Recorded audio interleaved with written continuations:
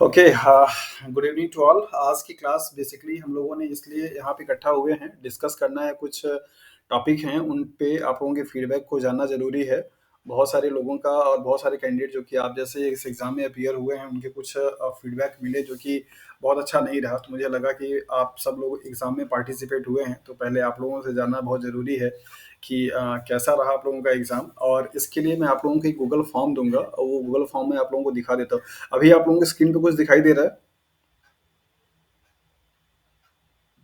No sir. नहीं, नहीं sir. No मतलब सर।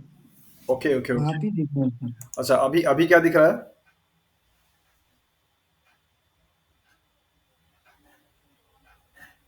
कुछ दिख रहा है अभी आप लोगों को?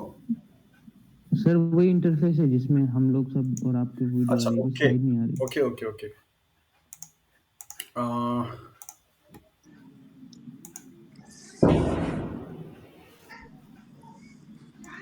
ओके, अब क्या दिख रहा है? जी हाँ, सर, अभी दिख अब रहा कुछ है सर। गूगल फॉर्म आ यस रहा सर। Okay, okay, okay. ये गूगल फॉर्म आप लोगों को ग्रुप में मिल जाएगा, जिसमें कुछ 10 क्वेश्चंस का एक समरी है और उस पे आप लोगों की राय चाहिए होगा। जैसे जिस तरीके से क्वेश्चंस आपको यहाँ पे दिख रहे हैं, like as how many number of questions you have attended in the mains paper first and second, आपने एग्ज़ाम दिया कि नहीं दिया और आप एग्ज़ाम में अपीयर हो पाए कि नहीं हो पाए। इस तरीके के कुछ सवाल होंगे और इन्हीं सवालों को लेकर के आज हमारा डिस्कशन भी होगा।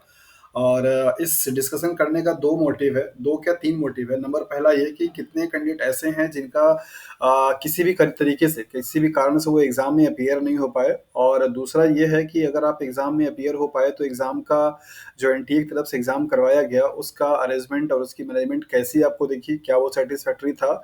और तीसरा हमारा मेन मकसद ये होगा कि जो भी आप लोगों ने एग्ज़ाम को अटेंड किया है, उसमें कितने नंबर ऑफ क्वेश्चंस आप लोगों ने पेपर 1 और पेपर 2 में किया है, ताकि इससे ये पता चल सके कि फाइनली आप लोगों की एक एक्सपेक्टेड कट ऑफ क्या जा सकती है। और ये भी जानना बहुत ज़रूरी हो जाएगा बिकॉज़ यहाँ पे मेरे ख्याल से इस पूरे ग्रुप में 100 प्लस से ज़्यादा ही हैं सब लोग। तो ये भी देखना ज़रूरी है कि कितने लोग ऐसे भी हैं जिनका एग्ज़ाम छूटा भी है, मतलब वो एग्ज़ाम नहीं दे पाएँगे। क्योंकि बहुत सारे ऐसे ग्रुप के नहीं, बाकी अदर स्टूडेंट जो यूट्यूब पे वीडियोज़ देखते हैं, उन लोगों का कॉल या मैसेज है कि सर उनके एडमिट कार्ड के एड्रेस सही तरीके से ना हो पाने की वजह से वो एग्ज़ाम को दे नहीं पाए हैं। आज का पूरा डिस्कशन हमारा इसी को लेकर के होगा और आप सभी लोगों का जो फीडबैक है वो काफ़ी इंपॉर्टेंट रहेगा। आप सबने क्या फ़ील किया एग्ज़ाम के टाइम पे और किस तरीके की चीज़ें फ़ेस की, ये आप लोगों को थोड़ा बताना होगा और जिसके बेसिस पे हम लोग कुछ एक कंक्लूज़न निकाल पाएँगे कि हाँ, एक्चुअली में एग्ज़ाम कैसा हुआ और किस तरीके का एक्सपेक्टेड कट ऑफ रहने वाली है। क्या अच्छा, अगर मैं सिंपली इस डिस्कशन का स्टार्टिंग इस पॉइंट से करूँ या इस क्वेश्चन से करूँ, कितने लोग हैं जो कि ऐसा चाहते हैं कि ये एग्ज़ाम, मतलब ये एग्ज़ाम काफ़ी अच्छा हुआ है और मतलब कि दोबारा एग्ज़ाम कराने की ज़रूरत नहीं है। आप में से कितने लोग ऐसे हैं? सर एग्जाम दोबारा कराना तो बहुत टैक्टिक हो जाएगा। मतलब सर आप समझिए ना कि जॉब छोड़ना है तो काफ़ी मैनेज करना बहुत बड़ी मुश्किल से छुट्टी मिली थी जॉब से। ओके। जी सर, टाइम इन्वॉल्वमेंट जो है इंसान, मतलब अगर कोई जॉब वाले भी हैं वो भी टाइम निकाल कर इसके लिए प्रिपेयर करते हैं। और मैं जैसे कि पूरा टाइम किसी जॉब के लिए नहीं दे रहा या फिर कुछ काम नहीं कर रहा, सिवाय सिर्फ प्रिपरेशन कर रहा हूँ, तो मैं भी कुछ अपना टाइम निकाल कर सिर्फ पढ़ूंगा। तो डेडिकेशन जो होती है, जो एक टाइम अलॉट करके रखते हैं, तो फिर वापस से वो दोबारा जाना और वही चीज़ है, इनपुट आउटपुट रेशियो कुछ बनता नहीं है, तो इसलिए कैंसिल होना तो सही नहीं रहेगा। ओके। सर जैसे कि मैं मैं राहुल कैडिला और में काम करता राहुल हूँ। और रशीद का कहना ये है कि एग्ज़ाम से वो सैटिस्फाइड हैं। एनटीए की जो भी मैनेजमेंट थी, जो भी अरेंजमेंट था, वहाँ पे कोई प्रॉब्लम इनको नहीं दिखा और इन्हें लगता है कि एग्ज़ाम जिस तरीके से हुआ है उसको अब आगे प्रोसीड होना चाहिए, ना कि ये मेंस का एग्ज़ाम फिर से कंडक्ट कराया जाना चाहिए, राइट? सर मतलब बड़ी मुश्किल से छुट्टी मिली थी, जॉब प्राइवेट में कैडिला में काम करता हूँ मैं सर। और ओके। आप समझिए ना कि मतलब गुरुवार को एग्जाम था, तो मतलब मैं बोलना नहीं चाहिए, मतलब ऐसा बहाना करना करना पड़ा मेरे को छुट्टी के लिए कि it's very tough to get the even leave. समझ सकते हैं राहुल उस चीज़ को। आप जैसे जितने भी लोग हैं, मेरे ख्याल से मैक्सिमम मेजॉरिटी जो कैंडिडेट हैं इस एग्ज़ाम में अपीयर हुए थे, they are the working somewhere, वो कहीं न कहीं कुछ न कुछ काम कर रहे हैं। No one is free and no one is just for preparation, right? तो ये प्रॉब्लम सबके साथ में है, बट इंस्टेड ऑफ दैट मैं ये जानना चाह रहा हूँ कि जो एग्ज़ाम्स हुए, मतलब कुछ बच्चों का ऐसा क्वेश्चंस रेज़ किए हैं, उनका मानना है कि सर सही तरीके से एग्ज़ाम कंडक्ट नहीं करा पाया। तो मैं देखना चाह रहा हूँ कि रेशियो कितना है, मतलब कि कितने लोग ऐसे हैं जो कि फ़ेवर करते हैं कि एग्ज़ाम बहुत अच्छा हुआ है, बहुत अच्छे तरीके से एग्ज़ाम सर हुआ है, कोई प्रॉब्लम नहीं है। एक अ, एक चीज़ मैं कहना चाहूँगा। हाँ, जी, जैसे कि सर ये जो एग्ज़ाम था, पहले तो जैसे ये गवर्नमेंट सर्विसेज़ मिलना ही बहुत टफ़ है। हुँ, उसमें से भी ऐसा सर्विस जो ग्रुप ए है, हुँ, हुँ, ऊपर से गेज़ेटेड है और इतने शॉर्ट, अगर लॉजिकली देखा जाए तो सर 3 महीने की प्रिपरेशन से एग्ज़ाम डूएबल है, बिल्कुल डूएबल है। और जो एग्ज़ाम में जो क्वेश्चन आए थे, पहला वाला जो सेक्शन जो था, जो शॉर्ट वाले थे, वो तो उसको हम अगर थोड़ा देर के लिए दरकिनार करते, जो मेंस का जो से भी सवाल थे, जो उसमें सर ऐसा कोई भी not a single question was there जो सिलेबस में नहीं था। सब कुछ था उसमें मेंशन, ओके, एकदम डिट्टो। कुछ भी उन्होंने वो नहीं किया कि अगर वो चाहते तो क्वेश्चन को और टफ कर सकते थे। उन्होंने डायरेक्टली चीज़ें पूछी। ओके, उन्होंने ओके, कहा कि अगर एक स्टूडेंट को semi conservative mode of replication पता है, तो वो वहाँ पे लिख सकता है उसको। एंटीबॉडीज़ का स्ट्रक्चर पता है, तो वो बना सकता है वहाँ पे। ऐसा ओ कोई सवाल था नहीं वहाँ पे, ओके। सिवाय पार्ट 1 को छोड़ के सर। ओके, पार्ट 1 में राशिद, तो तो बिल्कुल मतलब कि आप मेंस जो बायोटेक का पेपर हुआ है, उसके पेपर के पैटर्न से पूरी तरीके से सैटिस्फाइड हैं।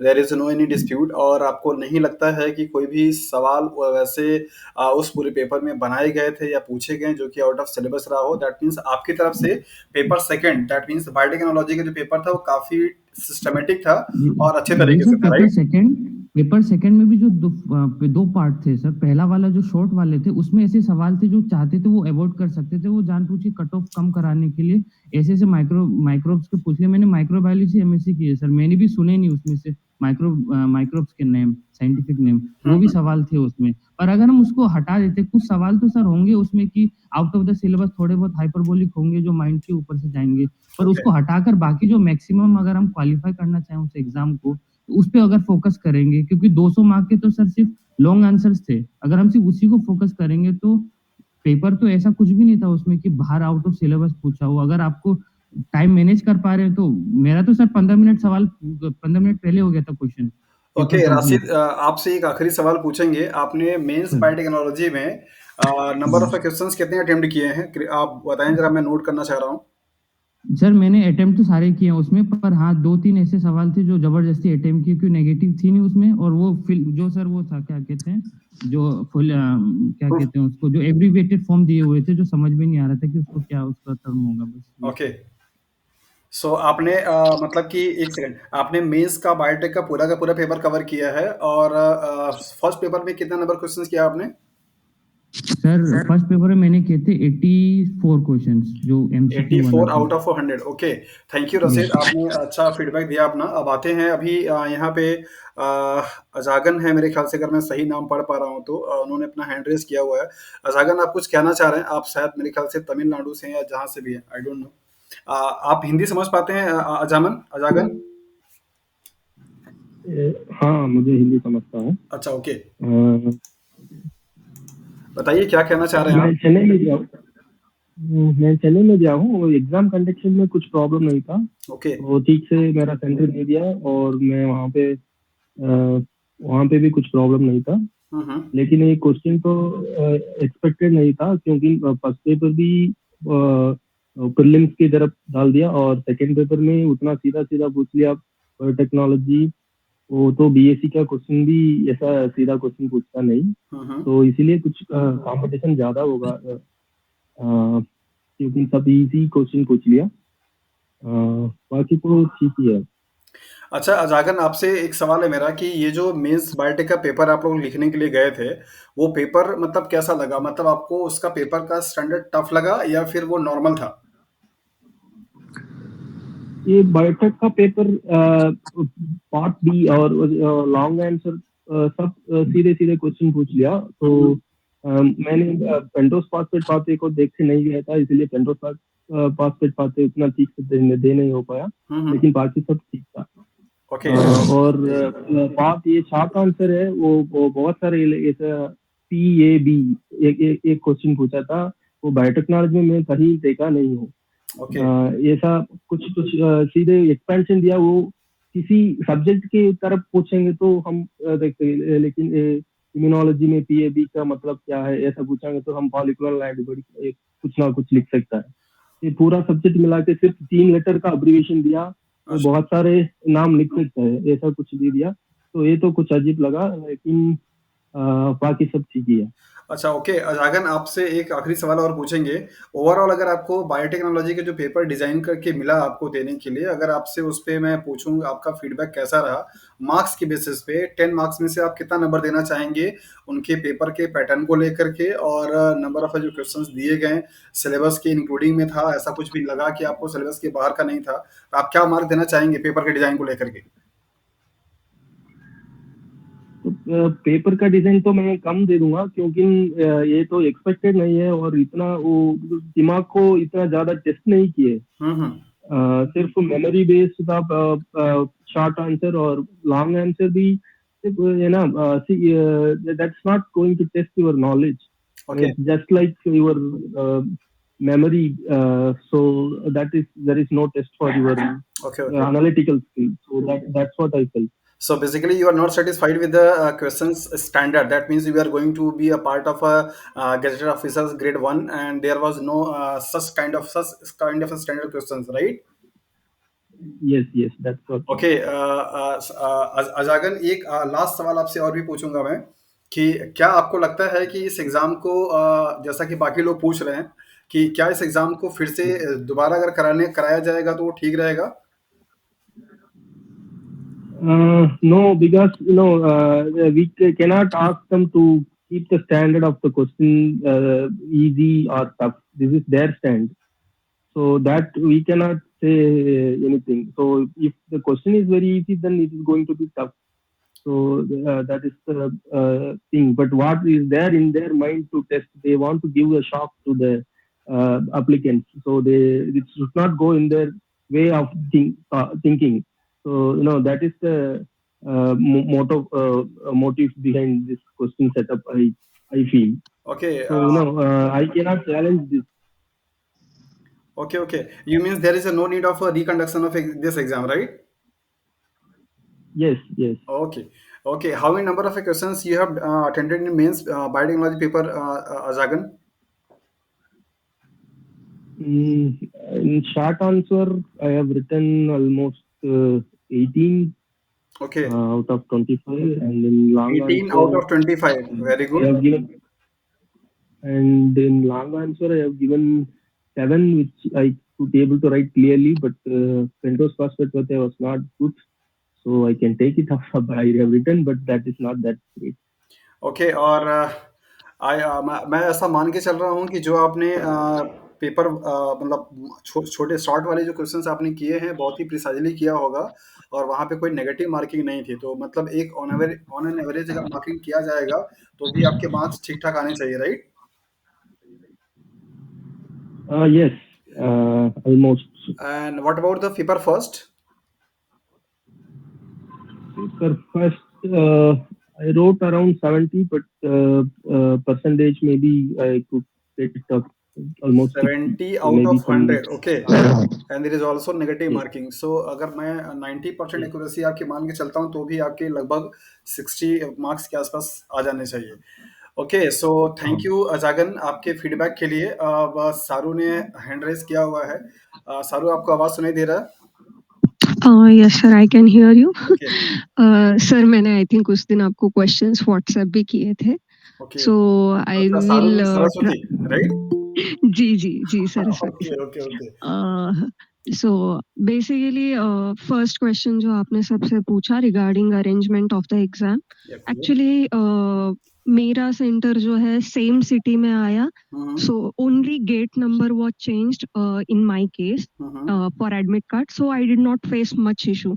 ओके But मैं टेलीग्राम ग्रुप्स पे वगैरह देख रही थी कि बहुत सारे लोगों को दिक्कत हुआ, सो ऑब्वियसली एडमिट कार्ड के केस में even when I went for printing, उसी टाइम पे even I receive the call from NTA कि आपका बारकोड के साथ रोल नंबर होना चाहिए एंड दैट स्टफ। ओके फिर regarding arrangement of paper one शुरू नहीं हो रहा था, वी वेर लाइक कि फिर से पेपर लीक तो नहीं हुआ या कोई मैनेजमेंट में गड़बड़ तो नहीं, लेकिन 10:30 बजे जब चालू हुआ it was good. Paper one का level was quite easy I feel, जो लोगों ने थोड़ा सा एलिमेंट्री मैथ्स ठीक से रिवाइज किया होगा उनको अच्छा गया होगा। ओके मैंने भी अराउंड 75 के करीब अटेम्प्ट किए, so okay. I feel paper 1 was good enough, तो उसका रिकंडक्ट करने के बारे में आई वोंट से much, but regarding paper 2, if you ask me, I won't say it was up to the mark for the level of patent examiner. The reason I will give reasons also कि biotechnology stream भले ही उन्होंने कहा है, but they have mention in their eligibility criteria कि microbiology and relevant या allied subject के भी students appear कर सकते हैं. गुड। बट अगर पेपर को ऊपर से देखा जाए, it was more of towards biotechnology domain, because okay, forget about that TCA cycle or DNA replication वाला question or even that prokaryotic eukaryotic वाला question, सभी लोग उसमें कुछ ना कुछ तो लिख के आ गए होंगे. But when we come some question, जैसे अभी थोड़ी देर पहले किसी ने बोला कि कुछ क्वेश्चंस जो थे लाइक पेंटोस फॉस्फेट पाथवे हो गया या चेन टर्मिनेशन टेक्नोलॉजी हो गया, cDNA वाला एक क्वेश्चन हो गया, तो दोज वेर लाइक, एंड अभी किसी ने बोला भी कि बीएससी लेवल में भी ऐसे क्वेश्चन नहीं पूछते. It was like one first shock. Second shock, मैंने आपको 25 क्वेश्चन आई थिंक एनलिस्ट करके भेजे थे, so that was another shock कि 4 मार्क के हिसाब से वी इमेजिन कि शॉर्ट नोट पूछेंगे, डायग्राम निकालने को पूछेंगे या कुछ तो पूछेंगे. तो दैट वाज अनदर शॉक कि उसका domino effect somewhere paper section B में हो गया. And in my case I tried to write everything, मतलब जो भी मुझे आता है, भले ही मुझे पैनिक में हो गई थी, ब्लैंक हो गई थी, अगर कुछ भी नहीं लिखने को आ रहा है एटलीस्ट एक सेंटेंस तो मैं लिख के आ गई हूँ. But I will only say कि जो लोगों का उनकी एमएससी में biotechnology as one of the subject रहा होगा, मतलब जो लोगों ने रो के सेमेस्टर एग्जाम के लिए प्रिपेयर किया होगा, उनको ये एग्जाम में समवेयर मार्जिन मिलेगा considering basic level of that question. क्योंकि जो क्वेश्चन पूछा था, for example I will give 2-3 example, prokaryote, eukaryote, TCA cycle and that replication वाला question. I will take only this 3 examples. ये जो क्वेश्चन है मोस्ट ऑफ लोगों ने 12th या बीएससी के लेवल में किए होंगे. एमएससी के लेवल में सभी लोगों ने ये क्वेश्चन उतने सीरियसली नहीं किए होते, मतलब रो के, जो हम कहते हैं ना कि बहुत लाइक मन लगा के पढ़ना, वो वाला थिंग. तो same thing happen to me. So I वो आंसर प्रेजेंट करने में बहुत डिफरेंस करेगा, एंड ऊपर से पेटेंट एग्जामिनर का मूड. एंड एज किसी ने पहले भी बोला कि फुल फॉर्म जिस तरीके से पूछ रखे थे वो देख के तो मतलब जो पेटेंट एग्जामिनर जो भी चेक करेगा ही विल बी लाइक कि क्या क्या नया नया उन्होंने फुल फॉर्म डेवलप किया है. सो यहाँ पे थोड़ा सा एग्जाम में आपके चीज़ों को एग्री करते हुए मैं एक चीज़ करना चाहूँगा कि पेपर में जो क्वेश्चंस के फॉर्मेट थे, जैसे लाइक अभी आपने बताया कि फुल फॉर्म दिया गया और कुछ ट्रू एंड फॉल्स दिए गए थे, लाइक इस तरीके से. इसका कहीं पे भी उन्होंने मेंशन नहीं किया था कि ताकि कैंडिडेट जो है वो अपने आप को थोड़ा सा मेंटली प्रिपेयर होकर के जाएं, वो फोकस कर पाए कि यहाँ पे ऐसे भी क्वेश्चंस आने की पॉसिबिलिटी है. उन्होंने डायरेक्टली, जैसे प्रीवियस के जो पेपर हैं 15 के 18 के, तो उसमें कहीं पे भी ऐसा कुछ नहीं था. शॉर्ट वाले जो थे वो भी डिस्क्राइब करने थे, लॉन्ग वाले जो थे वो भी डिस्क्राइब करने थे. सो ये थोड़ा सा हो सकता है शॉकिंग रहा हो लोगों के लिए कि ये कैसा आ गया फुल फॉर्म लिखने के लिए और ट्रू एंड फॉल्स देने के लिए. तो हो सकता है यहाँ पे लोगों को प्रॉब्लम हुई होगी. Even sir I discussed with my peer, and जो भी वहाँ आसपास बाकी डोमेन्स के भी लोग थे, सेम हालत था इंजीनियरिंग वाले स्टूडेंट्स का भी. इवन मेरे भी जो फ्रेंड्स थे, मतलब एग्रीकल्चर डोमेन से जो भी लोग हुए थे मेरे साथ qualify, there response was also same कि फर्स्ट 25 क्वेश्चन ये देख के लग ही नहीं रहा था कि उन्होंने सच में 4 मार्क्स के लिए एक लाइन में लिखने के लिए बोला है क्या. तो एक मेरे फ्रेंड ने बोला कि उसके सेंटर पे कोई था लड़का, उसने तो मतलब जस्ट फॉर सेफ साइड कुछ जस्टिफिकेशन लिखने का भी कोशिश किया साथ ही साथ. तो एवरीवन वाज डाउटफुल कि 4 मार्क के लिए सच में एक लाइन या एक वर्ड ही लिख के आना है क्या. सो दैट वाज नॉट, कहीं ना कहीं पे इनजस्टिस हो जाएगा, क्योंकि 25 एक one more point I would like to add here, even if it takes time. जो फर्स्ट 25 क्वेश्चन थे, अभी लास्ट के खाली 10 मिनट्स बचने के बाद आई वाज लाइक कि चलो अभी लॉन्ग आंसर तो मैं लिख नहीं पा रही थी, तो कुछ ना कुछ तो लिख देते हैं, भले ही मैच द फॉलोइंग इधर का उधर हो जाए, बाय चांस एक तो करेक्ट आ जाएगा. इस हिसाब से कुछ तो टेढ़ा मेढ़ा लिख के आ गए हैं. Okay. And after coming out of the centre I heard same thing from everyone कि उन्होंने भी सेम ही चीज की है। भले ही उनको उसका आंसर नहीं पता, भले ही वो माइक्रो ऑर्गेनिज्म नहीं पता कि कौन सा डिसीज कॉज कर रहा है या कौन सा स्पेसिफिक एंजाइम एसिड प्रोड्यूस कर रहा है, बट कुछ तो उल्टे पुल्टे सीक्वेंस में लिख के आ गए कि चलो बाई चांस एक सही लग गया तो एटलीस्ट 1 मार्क मिल जाए। तो सभी का यही हालत है। सो जो फर्स्ट 25 क्वेश्चन है तो वो भी थोड़ा सा लक बेस्ड रहेगा in the case of cut off. And section B का आई वोंट से कि ये कट ऑफ डिटरमाइन करेगा, बट सेक्शन जो फर्स्ट 25 क्वेश्चन थे सेक्शन ए वाले, that can be cut off determining I will say, but I am not satisfied with the exam conducting.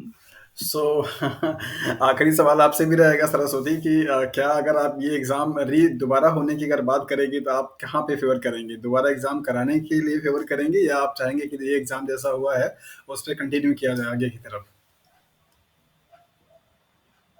Sir, re-examination won't be appropriate thing because travel करने में भी बहुत सारा खर्चा हो जाता है।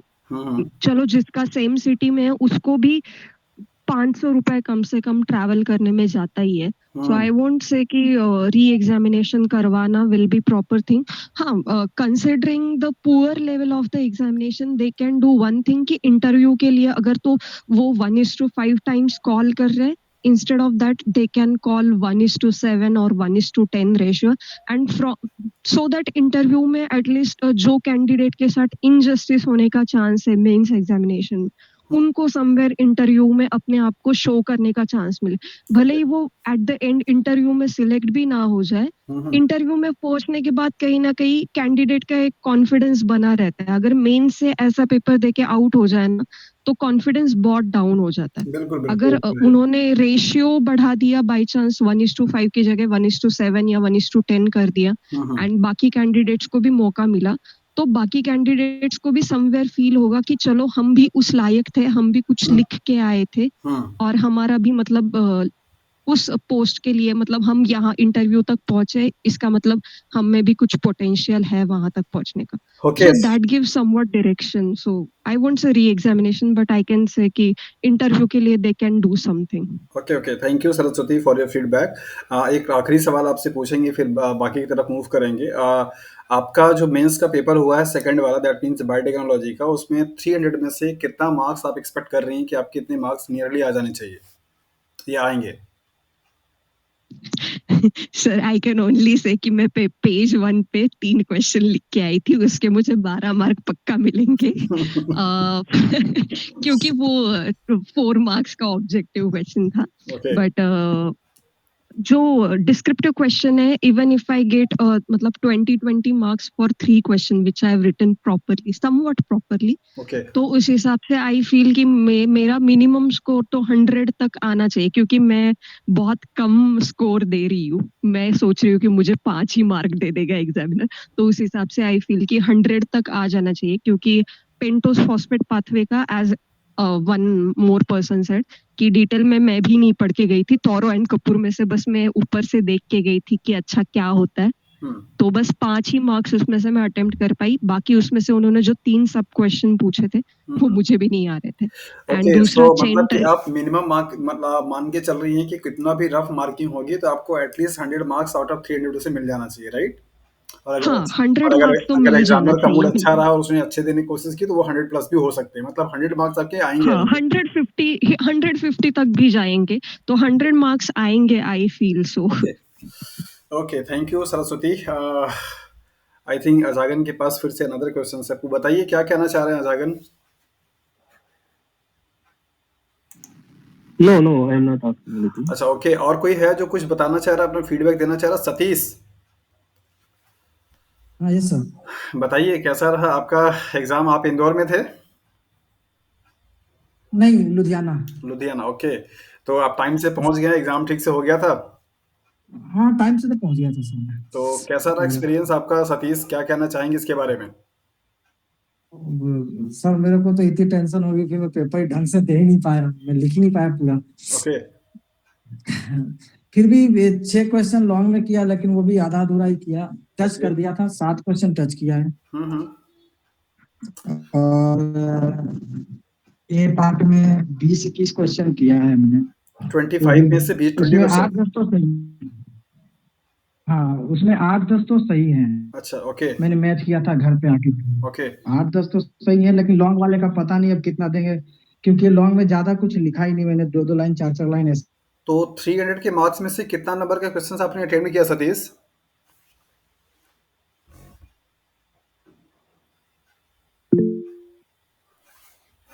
हेलो। किया। हाँ सतीश, आपको आवाज सुनाई दे रहा है?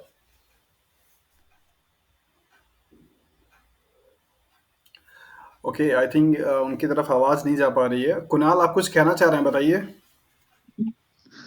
हाँ, मैं बोलना चाह रहा हूँ कि जो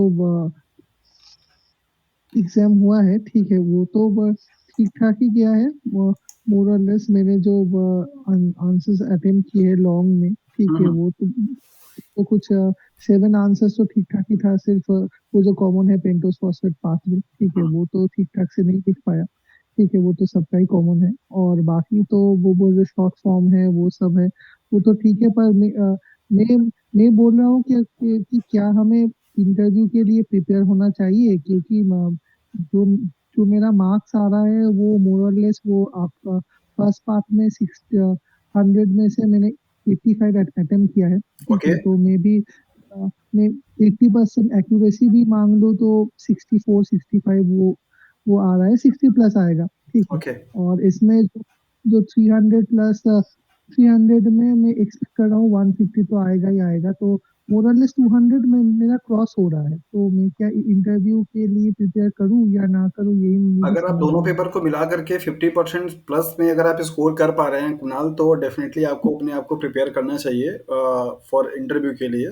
बिकॉज जो भी हम्म कैंडिडेट अगर 50% स्कोर करेंगे, मतलब कि 400 के पेपर में से पेपर 1 और पेपर 2 को सम किया जाए, अगर 400 में से हम्म अगर आपने मतलब 200 प्लस अगर आप स्कोर कर पा रहे हैं, तो आप किसी भी कैटेगरी से बिलोंग कर रहे होंगे, होपफुली कि आपको कॉल हम्म जानी चाहिए। उसके पीछे रीजन ये है कि सिर्फ 1000 कैंडिडेट्स को मेंस एग्जाम में अपीयर होना था। उसमें से भी मुझे लगता है कि 100-200 के आसपास के बच्चे तो एग्जाम दे ही नहीं पाए, बिकॉज उनके सेंटर का एड्रेस में प्रॉब्लम हो गई एडमिट कार्ड को डाउनलोड करने के चक्कर में। तो वैसे भी मान के हम्म चलिए कि फाइनली जो कैंडिडेट अपीयर हुए होंगे वो सिर्फ और सिर्फ कितने हुए होंगे, 900 के आसपास में, राइट। और हम्म सीट के अकॉर्डिंगली हम्म उनको 250 बच्चों को कॉल करना है मीन्स इंटरव्यू के लिए। अब होपफुली प्रॉबेबली अगर इनका कुछ चेंजेस होगा रूटीन में, मतलब रूल्स में, अगर वो 5 टाइम्स के बजाय अगर 7 टाइम्स या 6 टाइम्स अगर कॉल करते हैं, तो ये नंबर 300 के आसपास में जाने वाला है, नंबर ऑफ जो कैंडिडेट जो अपीयर होंगे इंटरव्यू के लिए। अगर ऐसा होता है तो उस केस में यही होगा कि 50% काफ़ी होगा, क्योंकि ये समस्या, ये जो प्रॉब्लम है मतलब पेपर का और पेपर 1 के लिए पेपर 2 के लिए, वो सबके लिए कॉमन रही है। तो 50% अगर आप स्कोर कर रहे हैं अपने अकॉर्डिंगली, तो डेफिनेटली आपको इंटरव्यू के लिए अच्छे तरीके से प्रिपेयर होना चाहिए। और एक चीज़ और भी है कि इंटरव्यू के लिए थोड़ा आपको अच्छे से प्रिपेयर होना चाहिए, बिकॉज ये मान सकता हूँ मैं कि एनटीए के पास टाइम का शॉर्टेज था, और पेपर उन्होंने जैसा भी हम्म बना दिया, चलो एग्जाम उन्होंने करा लिया, लेकिन आपकी असली मतलब जो रियल में आपकी एक स्क्रीनिंग होगी ना, वो इंटरव्यू के टाइम पे होगा कि रियली में आप उस पोस्ट को डिजर्व करते हैं या नहीं करते हैं। और आपकी जो नॉलेज होगी, जो बैकग्राउंड है, सपोज अगर आपने एमएससी बायोटेक से किया हुआ है, तो फिर हो सकता है कि वहाँ पैनल में बैठे हुए डेफिनेटली जो बायोटेक के पैनल में बैठेंगे इंटरव्यू के कमिटी के मेंबर्स जो होंगे, उनमें 4 डोमेन्स के लोग बैठेंगे, राइट, माइक्रोबायोलॉजी के, बायोटेक्नोलॉजी के और एलआईडी वाले जो ब्रांचेज होंगे। तो अगर आपने जैसे ही बताया कि आपकी मास्टर्स जो है वो बायोटेक्नोलॉजी में है, तो फोकस पूरा उनका पूरी उस यूनिट का, मतलब कि इंटरव्यू पैनल का रहेगा आपसे बायोटेक्नोलॉजी की फील्ड के बारे में जानने के लिए। और देखिए इंटरव्यू में क्या होता है कि वो एट सडन जैसा आप रिप्लाई करते हैं, जिस हिसाब से अपना इंटरेस्ट आप दिखाते हैं, उस हिसाब से क्वेश्चन तुरंत के तुरंत बन जाते हैं। उसका कोई लिमिट नहीं है। आप अपने आप को हो सके तो बेहतर से बेहतर, जो भी अगर आपका बायोटेक से बैकग्राउंड है या माइक्रोबायोलॉजी से है, तो आपको लेटेस्ट जो चीज़ें चल रही हैं माइक्रोबायोलॉजी के फील्ड में, बायोटेक्नोलॉजी की रिसर्च की फील्ड में, उनको थोड़ा सा फोकस करना चाहिए। और बेसिक कॉन्सेप्ट थोड़ा क्लियर रखिए, क्योंकि कई बार होता है कि इंटरव्यू पैनलिस्ट में जब देखते हैं कि आप ठीक से आंसर नहीं कर पा रहे हैं, और तो आपसे थोड़ा बेसिक सवाल पूछते हैं, और बेसिक सवाल पूछ करके आपके कॉन्फिडेंस को लूज करना चाहते हैं। वजह उसके पीछे होती है कि कई बारी आप मतलब ऐसे लॉन्ग वाले चीज़ों को पढ़ने के चक्कर में, डेप्थ में चीज़ों को पढ़ने के चक्कर में बेसिक चीज़ें होती है वो भूल जाते हैं। और जैसे ही आपने बेसिक कॉन्सेप्ट को सही तरीके से नहीं आप बता पाते हैं या फिर आप उसका आंसर नहीं कर पाते हैं, तो वहाँ पे थोड़ा-सा आपके ऊपर एक डोमिनेंसी दिखाना शुरू कर देता है कि अच्छा आपको ये भी नहीं आता है और आप यहाँ पे मतलब कि इंटरव्यू के लिए आ गए हैं, तो थोड़ा-सा उस चीज़ों से बचने की ज़रूरत होगी। इंटरव्यू के लिए क्या करना होगा उसके लिए हम लोग अलग से डिस्कस करेंगे, बट फिलहाल अभी के लिए सजेशंस मेरा यही है कि अगर आप में से जितने भी लोग हैं, अगर 50% स्कोर अगर आप कर रहे हैं दोनों पेपर को मिला करके, तो डेफिनेटली आपको मेंस एग्जाम के मतलब इंटरव्यू के लिए आपको प्रिपेयर करना चाहिए। ओके, कुणाल और कुछ कहना चाहेंगे आप एग्जाम को लेकर के? नहीं, और तो सब तो ठीक ही है। और री एग्जामिनेशन के बारे में मेरा ख्याल है तो ना हो तो अच्छा हो, क्योंकि जो हुआ है ऑलरेडी, जो एग्जामिनेशन है वो तो ऑलरेडी कैंसिल होके हो रहा है। ओके, तो इसलिए मेरा मानना है तो फिर से एक बार दोबारा री एग्जाम करने की कोई जरूरत नहीं है। तो ओके। जो जो जो कर सकते हैं वो है कि इस जो रेशियो है अच्छा, वो थोड़ा समझ गया राहुल, मैं आपकी बात को समझ बढ़ा। गया। एक कॉमन सवाल है आप सभी लोगों से, जितने लोग भी एग्जाम में एग्जाम को अपीयर किए हैं, मतलब एग्जाम में पार्टिसिपेट किए हैं, अगर आप में से कोई भी कैंडिडेट एग्जाम नहीं दे पाता, उसके पीछे रीजन ये होता है कि वो एडमिट कार्ड पे एड्रेस पहले कुछ और था और आपने वही एडमिट कार्ड डाउनलोड कर लिया था और आप जब एग्जाम के दिन एग्जाम सेंटर पहुंचे तो वहाँ पे कुछ था ही नहीं, आप एग्जाम नहीं दे पाए। उस केस में भी क्या आप अगर उस केस से बिलोंग कर रहे होते तो क्या तब पर भी आपका जवाब यही होता है कि हाँ एग्जाम फिर से दोबारा नहीं होना चाहिए? सर एक चीज़ कहना चाहूँगा इसी चीज़ को लेके हम्म। नो कि सर, जैसे कि डेफिनेटली उन्होंने कुछ लोगों के साथ अनफेयर तो हुआ है। एग्जैक्टली तो मेरे पास मैं आपको बता दूं कि 25 से 5th से लेकर के आज तक में कम से कम 10 से 12 बच्चों का फ़ोन कॉल आ चुका है कि सर मतलब एडमिट एनटीए की तरफ से ऐसा कुछ इंटीमेशन नहीं दिया गया, जबकि मैंने उनको बताया कि उन्होंने कॉल किया था, ऑटोमेटिक कॉल, एक जनरेटेड कॉल थी। उन्होंने बताया कि सर उस कॉल पे सिर्फ ये लिखा हुआ था कि download your admit card with bar code. वहाँ पे कहीं पे भी इन्होंने ये नहीं बताया था कि हाँ आपका री एडमिट कार्ड डाउनलोड करना है या फिर उसमें कुछ एड्रेस का चेंजेज हुआ है, ऐसा कुछ था क्या? सर एड्रेस में चेंजेस हुए हैं। वो जब पहले जो जारी हुआ था ना admit card for the first time, तो उन्होंने क्या किया था मोस्टली सबके साथ, जो जहाँ पे प्री प्री वाला जो सेंटर था ना नहीं, फर्स्ट नहीं, पेपर वो वाला, वो मैं समझ गया, वो मैं उन्होंने समझ गया। मेरा सबको कर सवाल दिया ये था। है कि जो हाँ। एनटीए की तरफ से जो कॉल आई थी, ऑटोमेटिक वाली, जी। उस कॉल में कहीं पे भी ये इंडिकेशन था कि हाँ, आपके एड्रेस में चेंजेज हुए हैं, दोबारा आप एडमिट कार्ड को डाउनलोड करें, ऐसा कुछ था? नहीं, सिर्फ उन्होंने ये कहा था कि admit no card sir. Download करें आप दोबारा। ऐसा सर नहीं था? उन्होंने संडे को इतना ही बोला था कि प्लीज री download your admit card. I don't remember if they have mentioned address वाला, बट उन्होंने बस इतना बोला था कि री डाउनलोड कीजिए, एंड तब मोस्ट ऑफ लोगों को पता चला कि एड्रेस चेंज हुआ है करके। अच्छा, ओके। क्योंकि आज जिस बच्चे ने कॉल किया था वो तमिलनाडु से है और उनके तरफ से यही था कि सर मतलब उन्होंने बोला कि सर मैंने कॉल रिकॉर्ड भी किया हुआ है, उनके कॉल में सिर्फ इतना ही मैसेज था, वॉइस रिकॉर्डेड था कि आप अपना एडमिट कार्ड डाउनलोड कीजिए जो कि बार कोड के साथ में होगा। तो उस बच्चे का कहना ये है कि सर ऑलरेडी जो मैंने डाउनलोड किया हुआ था एडमिट कार्ड उस पे बार कोड था और एड्रेस मेरा चेंज हुआ, जब मैं उस एड्रेस उस सेंटर पे पहुंचा तो वहाँ पे एग्जाम था ही नहीं। तो ऐसे कैंडिडेट जो हैं उनके लिए थोड़ी-सी प्रॉब्लम बन रही है, तो इसीलिए मेरा नहीं सवाल सर, आप लोगों से एडमिट था कार्ड कि अगर आप में जब से उन किसी का भी एग्ज़ाम छूटा होता just because of the address changes होने की वजह से, तो क्या उस टाइम पे भी आप यही चाहते कि एग्ज़ाम ये दोबारा ना हो?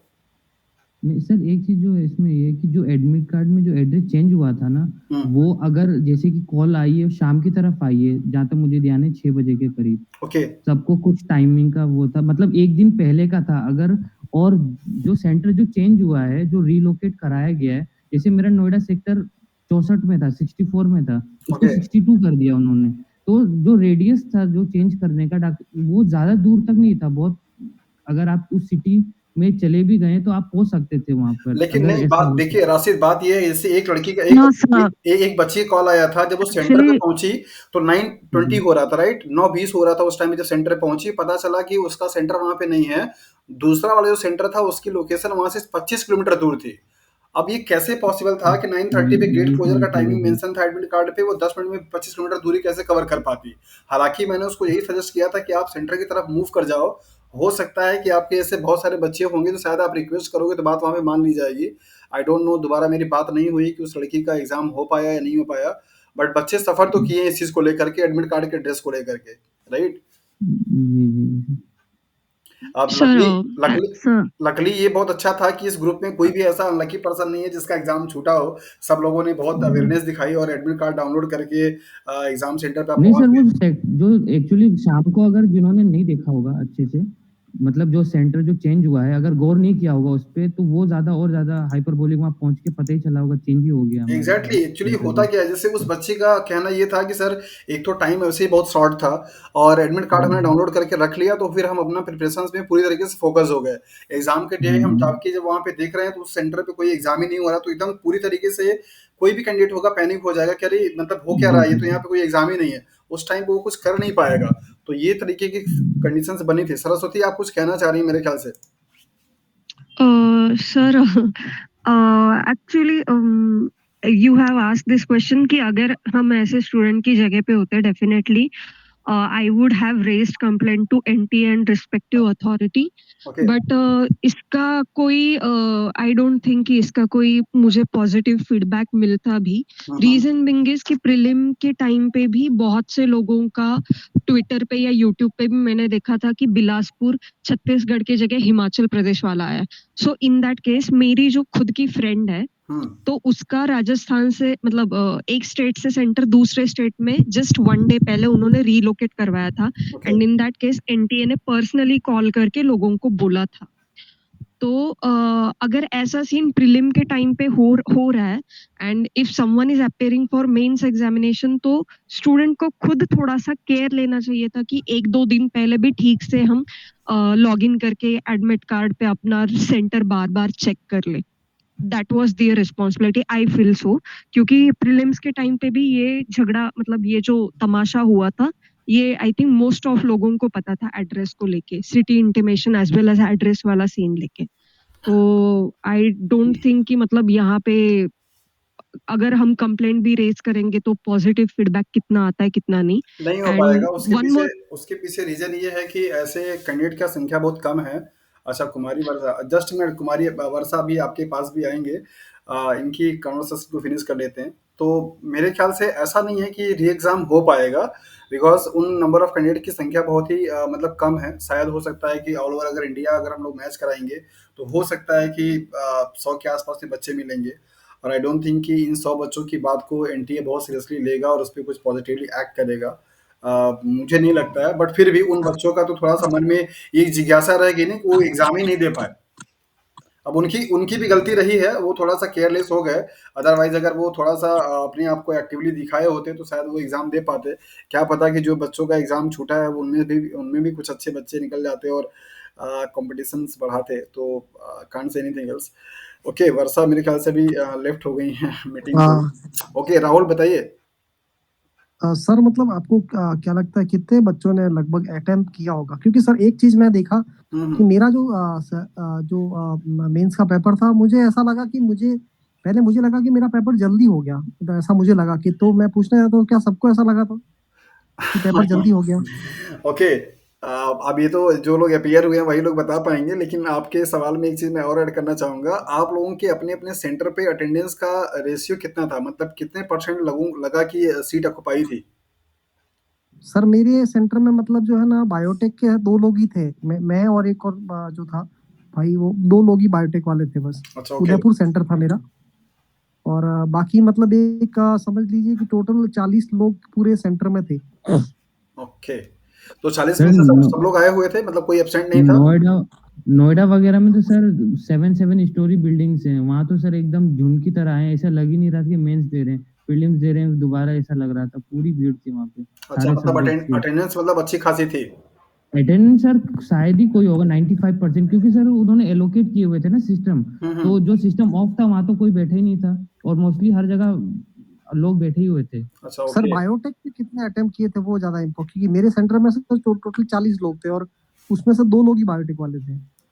राहुल देखिए, आपके इस सवाल के लिए तो एग्जैक्ट आंसर नहीं हो पाएगा, बिकॉज़ कि ये डेटा एनटीए ही बता पाएगी, लेकिन फिर भी थाउजेंड्स नंबर ऑफ कैंडिडेट को अपीयर होना था मेंस एग्जाम के लिए। तो अगर हम मान लेते हैं कि किसी भी कारण से पूरे ऑल ओवर इंडिया में 100 बच्चे भी ऐसे होंगे जो कि एग्जाम नहीं दे पाए होंगे, तब पर भी मिनिमम 900 लोगों ने एग्जाम दिया होगा, इसमें कोई दो राय नहीं है, राइट? वो तो डेटा बाद में एनटीए रिवील करेगा। बताएगा आपको कि कितने नंबर ऑफ ने दिए, बट 900 आप मान के चलो कि मिनिमम 900 लोगों ने दिया होगा, उससे प्लस होगा, कम तो नहीं होना चाहिए। क्योंकि जिनके प्रीलिम्स एग्जाम निकले हैं ना, मेंस को बहुत सीरियसली लोगों ने एग्जाम दिया है, क्योंकि ये ग्रेड 1 की नौकरी है, वो भी बायोटेक्नोलॉजी वालों के गवर्नमेंट जॉब आती नहीं है, जिसमें सोचने वाली बात है कि इतना अच्छे रैंक की नौकरी, गवर्नमेंट जॉब, मिनिस्ट्रियल जॉब, और उसके लिए कोई सर्टिफिकेट की जरूरत नहीं है, सिर्फ एमएससी होना जरूरी है। और एमएससी भी मतलब आपका कोई फाउंडेशन नहीं है कि आप 3rd डिवीजन है, 2nd डिवीजन है, 1st डिवीजन है, मैटर नहीं करता।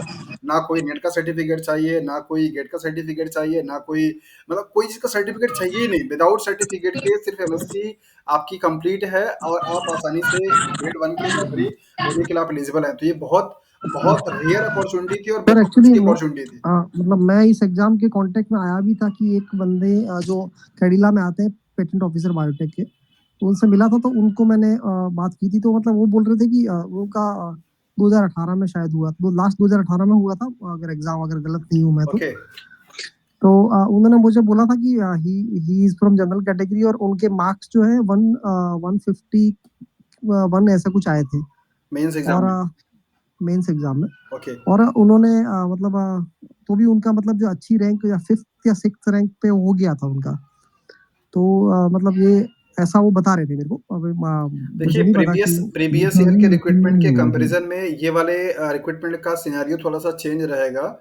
यहाँ पे कॉम्पिटिटर थोड़े ज़्यादा हैं, तो कट ऑफ तो थोड़ा ज़्यादा जाएगा, इसमें कोई डाउट नहीं है, क्योंकि अभी जितने भी कैंडिडेट अपीयर हुए हैं ना, वो बहुत अपने आप में एडवांस और काफ़ी ज़्यादा, मतलब कि आप ये समझ नहीं सकते हो। ऐसे आप समझो कि जितने भी लोग एग्जाम में अपीयर हुए हैं ना, हर कोई ये दावा कर रहा है कि हाँ वो बेस्ट है, राइट। तो इस उस चक्कर में जो जो कट ऑफ जाएगी वो प्रीवियस जो भी रिक्रूटमेंट हुए हैं उनके कंपैरिजन में ज़्यादा जाएगा, इसमें कोई डाउट नहीं है। और अगर हाँ आपने सर इतना तो है। हाँ बट बिल्कुल, जो और अगर जो आपने जो 25 फोर क्वेश्चन थे ना स्टार्ट में। 400 में से अगर आपने 200 मार्क्स के नियर बाई में, मतलब 180 190 भी अगर आपने स्कोर किया है, तो आई थिंक कि आपको इंटरव्यू के लिए कॉल जानी चाहिए। ऐसा लेकिन सर वो 181 जैसे कि पूरा अटेम्प्ट किया, लेकिन वो बड़े क्वेश्चन जो आए थे ना, मतलब उसमें कितना अटेम्प्ट करना था वो पता नहीं था। मतलब आप कितना अटेम्प्ट करोगे सर, वो क्वेश्चन इतना बड़ा था, और जो बुकलेट मिली थी, अगर आप उसको उसको लेके एक बार रेशियो बैठाओगे तो वो पूरा बुकलेट भर के बाहर चली जाएगी। देखिए, आपको उसमें मैनेज बहुत करना बहुत था। कम ऐसे स्टूडेंट मिलेंगे पूरे एनटीए एग्जाम में अपीयर होने वाले में से, जो जिन लोगों ने पूरे 400 के पेपर को पूरा 400 किया होगा। पहली चीज, रेयर ही शायद कोई ऐसा होगा जो कि 400 नंबर के पेपर को 400 नंबर का पेपर को करके आया होगा, क्योंकि वहां पे पेपर 1 में नेगेटिव मार्किंग भी थी। दूसरा, जो भी रिटन एग्जाम आपका हुआ है 300 नंबर का, उस 300 के पेपर में मैक्सिमम कोई कितना भी अच्छा लिखने वाला होगा और कोई कितना भी अच्छा स्मूथली मार्किंग करेगा पूरे पेपर को लेकर के, तब पर भी वो 250, मतलब कि 200 250 200 सवा 200 जाते जाते पूरी तरीके से खत्म हो जाएगा। वजह उसके पीछे ये होगी कि कहीं ना कहीं मार्किंग वो करेगा, कटेगा ही। तो अगर आप ऐसे मान के चलो कि 100 में से 60 नंबर अगर मैक्सिमम इधर जाता है, 60 to 70, और इसके साथ साथ में आपका 300 में से 200 या सवा 200 भी मैं मान लेता हूँ, तो उस हिसाब से मैक्सिमम जो पॉसिबिलिटी है कट ऑफ जाए, मतलब हाईएस्ट स्कोर होने की, वो लगभग आपकी 280 270 के आसपास होगी। अब वो ऐसे कैंडिडेट जो कि इतना नंबर स्कोर कर पाएंगे उनकी संख्या बहुत कम होगी। पता लगा एक कैंडिडेट जो कि 270 280 स्कोर कर रहा है, और उसके जस्ट नीचे वाला पता लगा 180 और 190 के आसपास में आ गया है। तो ऐसा भी सीन हो सकता है। बहुत कम ऐसे कैंडिडेट होंगे जो कि पूरे पूरे 300 के पेपर को राइट अप करके आए होंगे और वो सही होगा, ऐसा चांस बहुत कम बनता है।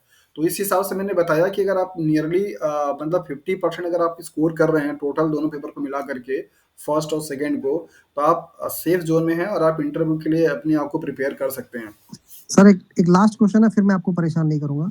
मतलब जो अभी क्योंकि सर मुझे इंटरव्यू के लिए इसलिए पूछना है, क्योंकि सर इसमें क्या पढ़ना, क्योंकि मुझे अभी पढ़ने के लिए मैं जो टाइम खुद का अलॉट किया हूँ, तो सुबह जल्दी उठ के पढ़ने की सोच रहा हूँ, क्योंकि मेरी सर आपका राहुल, 9 बजे कुछ जॉब। कुछ दिन के बाद हम लोग इंटरव्यू के लिए जुड़ेंगे। जो लोग अभी अभी अभी एक्चुअली टाइम लगेगा, हो सकता है कि 10 दिन के आसपास का टाइम लगे आपका मेंस का रिजल्ट आने के लिए। अगर सब कुछ ठीक रहा, तो मैं दावा नहीं कर रहा हूँ इस बात का, अगर सारी चीज़ें ठीक ठाक से चलती रही तो हो सकता है 10 से 12 दिन के अंदर में आपकी कॉपियाँ जो है वो चेक कर दी जाएंगी, और होपफुली कि 15 डेज में आप लोगों का रिजल्ट सामने आ जाएगा। और जब रिजल्ट आ जाएगा, फिर इसके बाद जितने लोगों का फाइनल हुआ रहेगा, तो उसको लेकर के ग्रुप बनेगा इंटरव्यू के लिए, फिर वहाँ पे हम लोग डिस्कस करेंगे और अच्छे तरीके से कि आपको इंटरव्यू के लिए क्या करना चाहिए, क्या नहीं। अभी के लिए शॉर्ट में आपको बता दे रहे हैं, जो आपका बैकग्राउंड है, उस बैकग्राउंड को आप बहुत अच्छे तरीके से फाउंडेशन स्ट्रॉन्ग कर लीजिए, क्योंकि इंटरव्यू का कोई लिमिट नहीं होता कि वो सवाल कहाँ से पूछ लेंगे।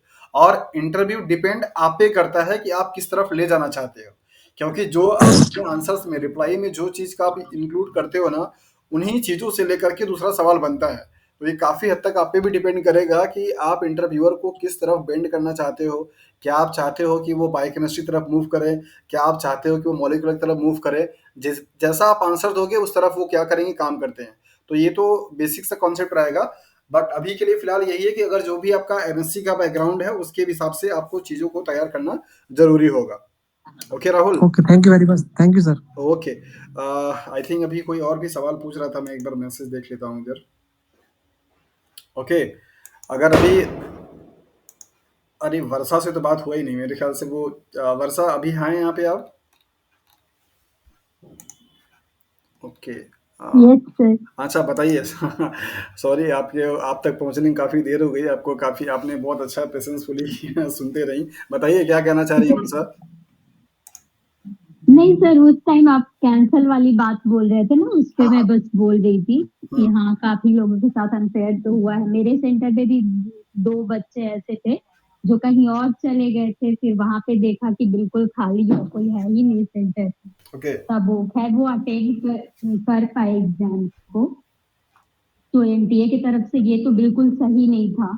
लेकिन हाँ, सही तो नहीं हुआ। और मतलब कैंडिडेट जो कि बेचारे प्रीलिम्स एग्ज़ाम क्वालीफाई हुए थे, और सिर्फ़ थोड़ी-सी मिस्टेक, मतलब उनके तरफ से भी कुछ हुई और कुछ एनटी की तरफ से ज़्यादा हुआ। दोनों को मिला कर के फाइनली वो एग्ज़ाम में अपीयर नहीं हो पाए। उस बात का रिग्रेट और उन्हें परेशानी तो हमेशा रहेगा, और उनके भी मन में ये मतलब हमेशा बात को रहेगा कि शायद अगर वो मेंस एग्ज़ाम देते तो क्या पता वो भी मेंस क्वालीफाई हो जाते और एक गवर्नमेंट जॉब उनके लिए भी हो सकती थी। तो ये चीज़ तो रहेगा। अब उनके लिए तो हम लोग अपनी तरफ से कुछ कर नहीं सकते हैं। हमारा सिर्फ़ यही आज का डिस्कशन ही यही था कि कितने लोग चाहते हैं कि ये एग्ज़ाम ठीक से नहीं हुआ है और एग्ज़ाम फिर से हो। बट आप सभी लोगों से डिस्कस करके यही समझ में आया है कि एग्ज़ाम्स दोबारा होने का कोई कंडीशंस नहीं है, और एग्ज़ाम दोबारा नहीं होना चाहिए, क्योंकि ऐसा कुछ भी नहीं दिखा जो जिसकी बेसिस पे हम लोग बोल पाएँ कि एग्ज़ाम दोबारा होना चाहिए, मतलब एग्ज़ाम ठीक हुआ है। और दूसरी चीज़ ये है कि शायद अगर एग्ज़ाम दोबारा होगा तो उसमें बहुत ज़्यादा परेशानी भी हो सकती है। तो ओवरऑल आज का जो डिस्कशन रहा उससे 2-3 चीज़ें बहुत अच्छे से क्लियर हो गई। पहली चीज़ तो ये कि कुछ लोग जो बोल रहे थे कि आउट ऑफ सिलेबस है, और शायद उसके बेसिस पे मैंने आप लोगों के डिस्कशन सुने थे और लगा था कि हाँ, पेपर ठीक से नहीं हुआ।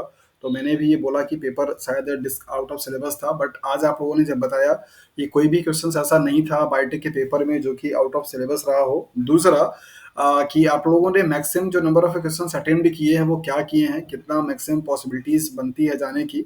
तो कंक्लूजन ये निकल करके आया कि दोनों ही पेपर में, मतलब फर्स्ट पेपर में मुझे लगता है कि इन जनरल अगर देखा जाए तो 60 प्लस सब लोगों ने मार्क्स क्वेश्चन अटेम्प्ट करके आए हैं।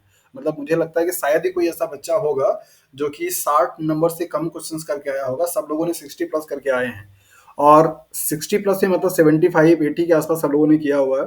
तो उसमें से अगर 10 नंबर या 15 क्वेश्चंस अगर मैं माइनस भी कर दूं, तो मिला करके 60 के आसपास में अराउंड सब लोगों की एवरेज मार्किंग होनी चाहिए आउट ऑफ 100 में से।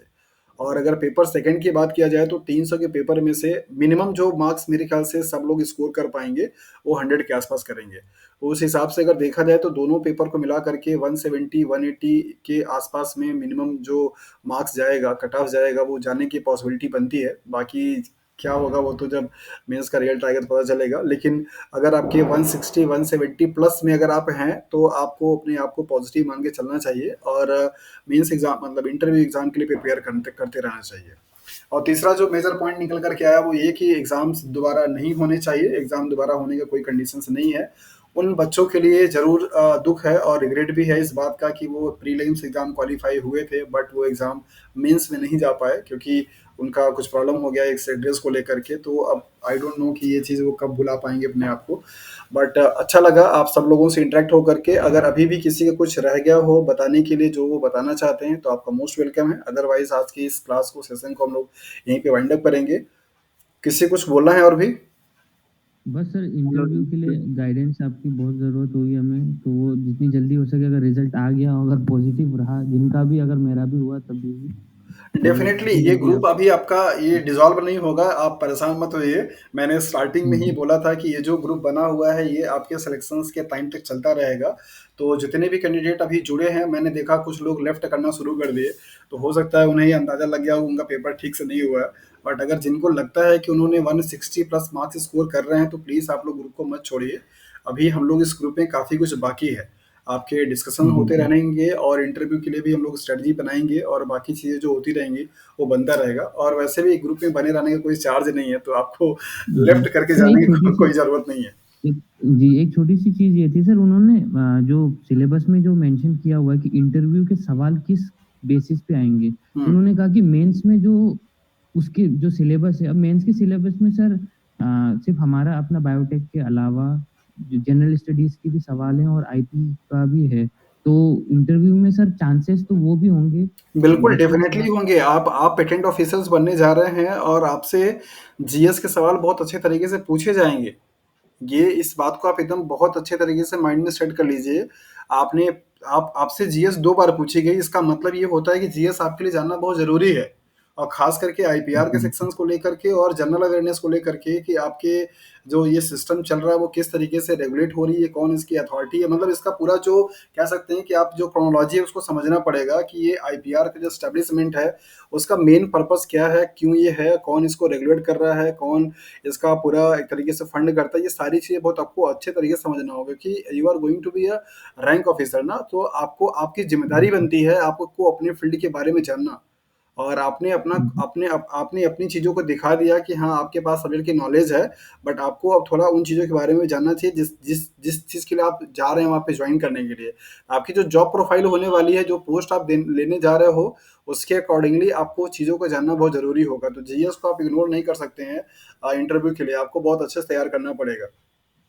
जी सर, थैंक यू सर। चलिए, सो होपफुली कि सब लोगों की बातें हो गई हैं और बाकी चीज़ें ज़रूरत होगी तो फिर से हम लोग क्लास करेंगे। आज के लिए इतना ही। सो अच्छा लगा आप सभी लोगों से इंटरैक्ट हो करके। So good night to all. Good night sir. Good night. Right sir. Like, thank you sir.